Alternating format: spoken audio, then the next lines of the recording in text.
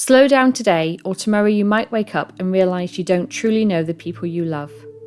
I'm Naomi Wells, and together with my husband Chris, we created Wells Devotionals, books and journals designed to help you stay rooted in faith no matter what life brings. Have you ever looked around your home and realised the people you love the most are right there, but everyone feels miles apart? Same roof, same rooms, and same routines, but somehow you're strangers who share Wi-Fi and laundry baskets. This happens quietly. Not because we don't care, but because life gets loud and we stop paying attention. Family becomes logistics. Where's your sports kit? Did you brush your teeth? What time are we leaving? Who's doing dinner? We communicate, but we don't connect. And connection is what builds belonging. And that's why these reflection nights matter. Because connection doesn't magically appear, it's created. Not through big emotional speeches, not through forced conversations, but through presence, sitting beside the people we love and making space to notice them again. Today's scripture comes from a book most people don't spend much time in, Hosea. Hosea isn't one of the popular books. It's not Psalms or Proverbs. It's not one of those verses you stitch into a pillow or hang above a staircase. Hosea is raw. It's about broken relationship, about distance, about God loving a people who forgot him, yet still calling them back. And in that context, God speaks this: "Sow to yourselves in righteousness, reap according to kindness, break up your fallow ground, for it is time to seek the Lord until he comes and rains righteousness on you." Now, there's a phrase in that verse, break up your fallow ground. Let's sit with that. Fallow ground is soil that hasn't been touched in a long time. Not because it's bad soil, but because it's been neglected.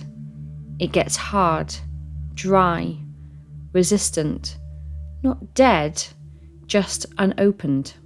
And honestly, a lot of us have hearts like that.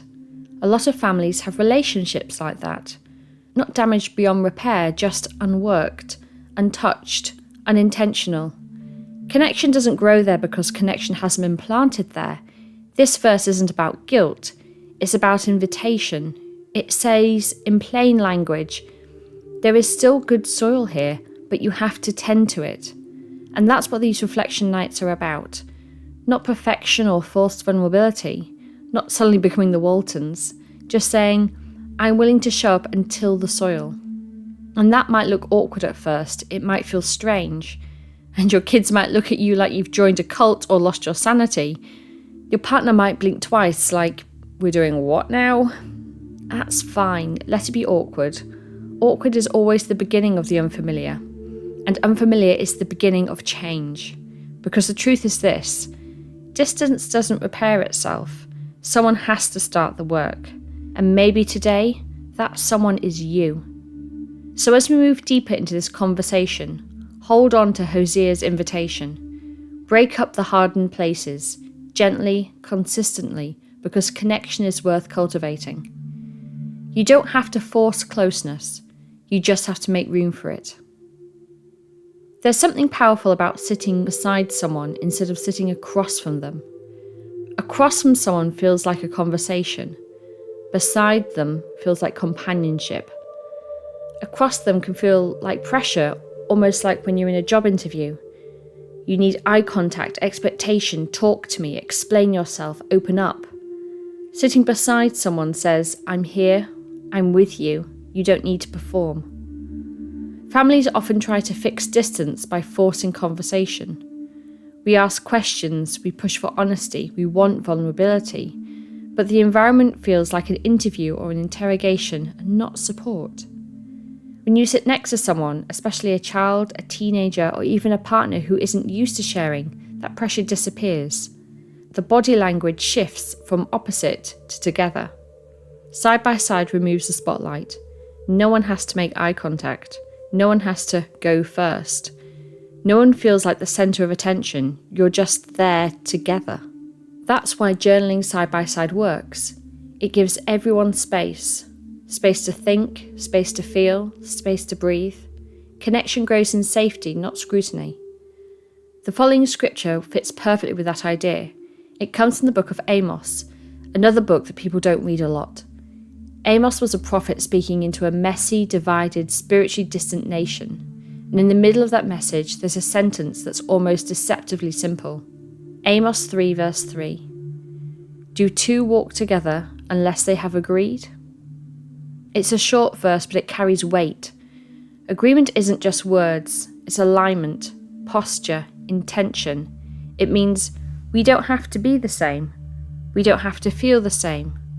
We don't have to communicate the same way. But we choose to walk together anyway. When you sit side by side as a family to journal, what you're really doing is making that agreement. We may not know how to talk about everything yet. We may not always understand each other. But we're choosing connection instead of distance. We're choosing together over separate. We're choosing to walk, not drift. That's what this practice is, not a therapy session, not a parenting strategy, not a forced emotional exercise. It's agreement.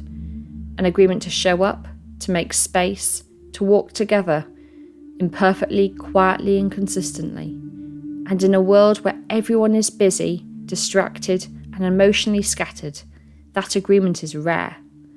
But rare things tend to be valuable. And this, slowly, awkwardly, gently, might become one of the most valuable rhythms your family ever builds. Silence makes a lot of people uncomfortable. We're so used to noise, notifications, conversations, background sounds, that quiet can feel almost wrong. But silence isn't empty. Silence is a space for thought, honesty, and God. When families begin journaling side by side, silence can feel awkward at first. Someone might shuffle, someone might tap their pen, someone might make a joke because they don't know what to do with the stillness. And that's fine, that's normal. We're not used to listening to ourselves, to each other, or to God without distraction. But given time, the silence shifts. It stops feeling uncomfortable and starts feeling safe. Silence says, you don't have to hurry. Your thoughts are welcome here. You don't need to force anything. Not everyone can speak their feelings out loud immediately, because some people need to write it first, or sit with it, and some need silence before vulnerability feels possible. The next scripture comes from the book of Job. Job is raw, honest, and unfiltered. He doesn't pretend to be fine, he doesn't sugarcoat his pain, and he takes it to God exactly as it is. And in the middle of that struggle, he says, teach me, and I will hold my peace. Cause me to understand wherein I have erred. Job isn't rushing to speak. He isn't defending himself. He isn't reacting. Instead, what he's doing is making room to understand. That takes humility and courage, because silence isn't passive. Sometimes silence is obedience. And sometimes silence is the doorway to clarity. Psalm 19 is a psalm of reflection, honesty, and surrender. A psalm where David acknowledges that God sees not just his actions, but his motives, his thoughts, the hidden areas even he doesn't understand fully. And then he prays something bold, something deeply personal. Let the words of my mouth and my meditation of my heart be acceptable in your sight, the Lord, my rock and my redeemer. That verse ties the internal and external together, the spoken word and the silent thoughts. It's a reminder that what we write, what we think, what we process quietly matters just as much as what we say out loud. Silence gives space for both, the meditation of the heart before the words of the mouth. When families sit in quiet to journal together, it's not wasted time, it's formation. It's shaping emotional maturity. It's teaching patience, empathy, and presence. Silence becomes connection. Connection becomes trust. And trust becomes the foundation where honesty can live. So if the room feels quiet during journaling, good. That silence isn't a gap, it's growth. It's making room for the depth you need.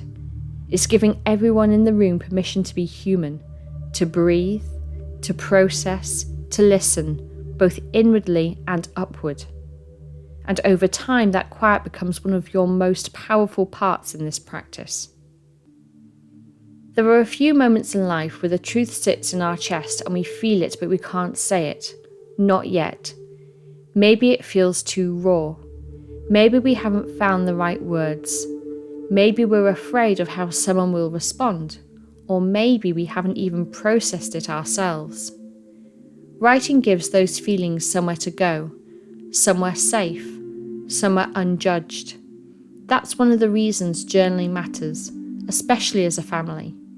It gives each person space to express what they don't yet have the confidence or clarity to speak aloud. And Scripture has examples of that same process, truth held quietly before it becomes spoken. One of those places is in Lamentations. This I recall to mind because I have hope. It is because of the Lord's loving kindnesses that we are not consumed, because his compassion doesn't fail. Lamentations is not a book of celebration of victory. It's a book born out of suffering. Historically, Lamentations is understood to be written by Jeremiah, often called the weeping prophet. He wasn't writing from comfort, stability, or success. He wrote while witnessing the destruction of Jerusalem. His nation shattered, his people exiled, the temple burned. Everything familiar was gone. This wasn't a journal entry written with calm reflection years later. It was written in the middle of pain, not after it. Jeremiah recorded grief honestly, confusion, sorrow, loss, and the weight of watching everything collapse. And yet, right in the middle of this raw, emotional book, he pauses and writes, "This I recall to mind." Not, "I feel it deeply," or "I'm fully convinced," but "I'm choosing to remember." It's deliberate and intentional. This is a decision, not a feeling. And what he remembers is this: God's compassion has not disappeared. Pain is present, but so is mercy. Loss is real, but God has not abandoned his people. That moment in Lamentations is theological and emotional honesty holding hands. Jeremiah doesn't avoid the grief. He writes it, he gives it language and lets it exist. And in writing it, he makes room for hope. The same pattern happens in journaling. Sometimes the page becomes the place where heartbreak gets named, or anger gets explored, or fear gets acknowledged, before someone is ready to say it out loud. Writing builds a bridge between internal experience and external expression. It lets emotions come out in slow motion, thoughtfully, privately, and safely. For some people, especially children and teens, writing isn't just easier than speaking. It's the only way they can access what's going on inside them. And even for adults, there are moments where speaking feels too vulnerable, too fast, too exposed.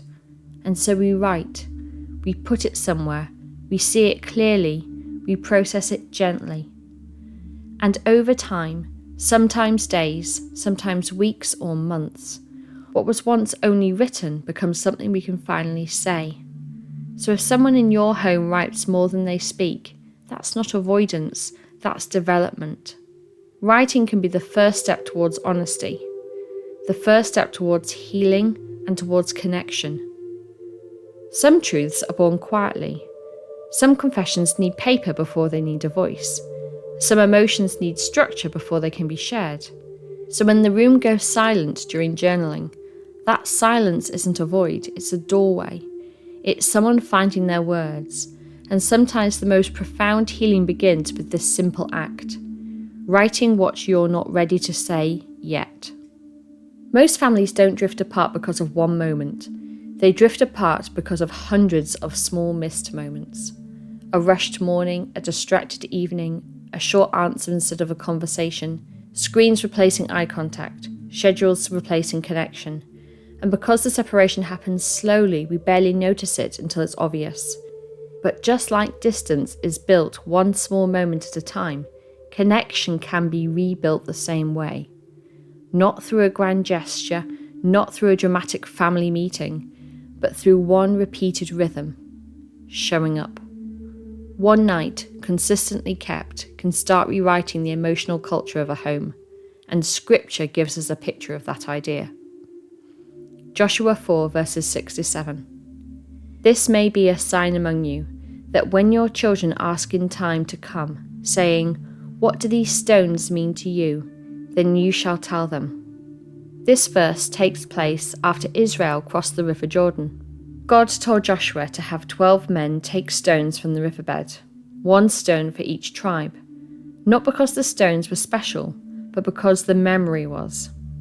The stones weren't decorative, they were a marker, a physical reminder of God's faithfulness, something future generations would point to and ask about. And notice this order. First the marker, then the questions, then the story, not the other way around. Connection doesn't start with conversation, it starts with presence, ritual, and memory.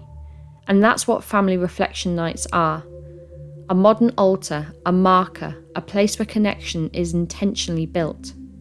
And this time of year, when routines are shifting, when the year is either closing or beginning, when the pace naturally changes, it's the perfect time to begin one, because new rhythms stick best when life is already in transition. So what does building this night look like? Well, it doesn't have to be complicated or Pinterest-worthy. It doesn't need candles and music and colour-coded pens, unless you want that. It just needs to be consistent and intentional. So here are a few practical ways to build this rhythm so it becomes legacy and not a phase. Step 1. Choose one night and protect it. Pick a day, any day. Maybe it's Sunday evening, maybe it's a midweek reset, maybe it's the night everyone's already home.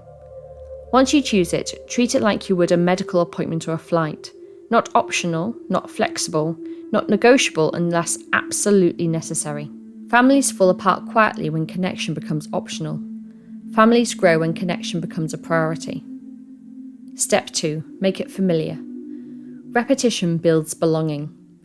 Something small but consistent tells the brain this matters.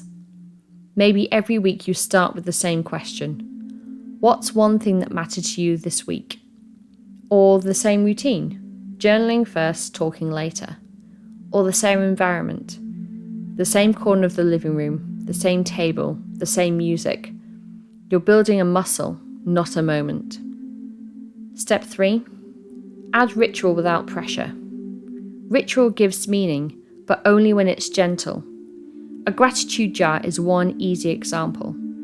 Everyone writes one sentence each week, folds it, drops it in. You don't read them immediately, you save them. At the end of the month or year, you pour them out and read the reminders of moments you would have forgotten. That simple practice teaches the family good things deserve to be remembered. Other ideas? A shared notebook where everyone contributes one line every week. A wins board where small victories get written in chalk. A prayer bowl where requests go in quietly and are revisited later. A scripture wall, slowly added to over months, not all at once. None of these need perfection, they just need participation. Step 4. Let sharing be optional. Some weeks, no one will want to speak. Some weeks, someone will surprise you. Some weeks will feel awkward, emotional, deep, or nothing at all. But every week counts, and remember that silence isn't failure. Short answers aren't rejection. Awkwardness is part of learning closeness again.